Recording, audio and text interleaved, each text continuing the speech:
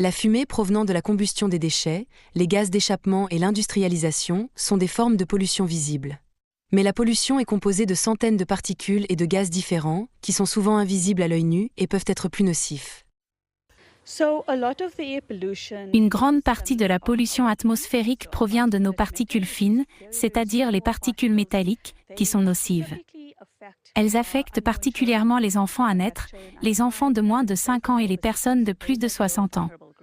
Ce sont donc les groupes les plus vulnérables. On observe également beaucoup de poussière minière dans les TSP, les particules totales en suspension, ainsi qu'une combinaison de COV et de soufre.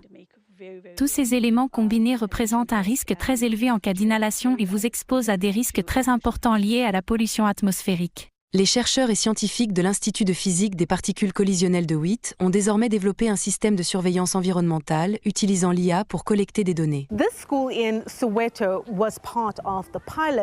Cette école de Soweto a participé au projet pilote. Un dispositif y a été installé il y a plus d'1 an afin de collecter des données. Maintenant que le projet pilote est terminé et que le financement a été obtenu, jusqu'à 500 nouveaux appareils seront déployés dans tout le pays, non seulement pour collecter davantage de données, mais aussi pour commencer à envisager des mesures d'atténuation. Ainsi, dans une école comme celle-ci, dès que l'appareil commencera à enregistrer des niveaux de pollution dangereusement élevés, il déclenchera une alarme pour avertir les élèves qu'ils doivent porter leur masque.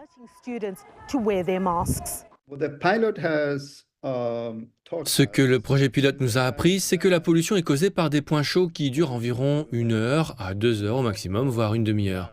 La solution consiste donc à émettre des alertes via des systèmes automatisés tels que des applications ou d'autres types d'empreintes numériques capables de fournir et de diffuser des alertes ou des alertes numériques, tout comme pour la météo. Le professeur Bruce Melado et son équipe analysent actuellement les données afin de trouver des solutions pour améliorer la qualité de l'air et réduire les maladies respiratoires. Il existe plusieurs sources de pollution dans la ville, la plus évidente étant la circulation, qui crée une modulation entre le jour et la nuit.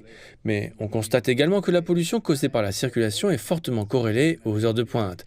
Cela ne signifie pas pour autant que la pollution est mauvaise tout au long de la journée ou pendant les heures de travail, mais elle connaît des pics importants. Cela nous aide beaucoup à identifier les mesures correctives à prendre dans des zones particulières. Le nouveau moniteur en temps réel basé sur l'IA est une première mondiale. Il a la capacité de sauver des vies et de préserver l'environnement.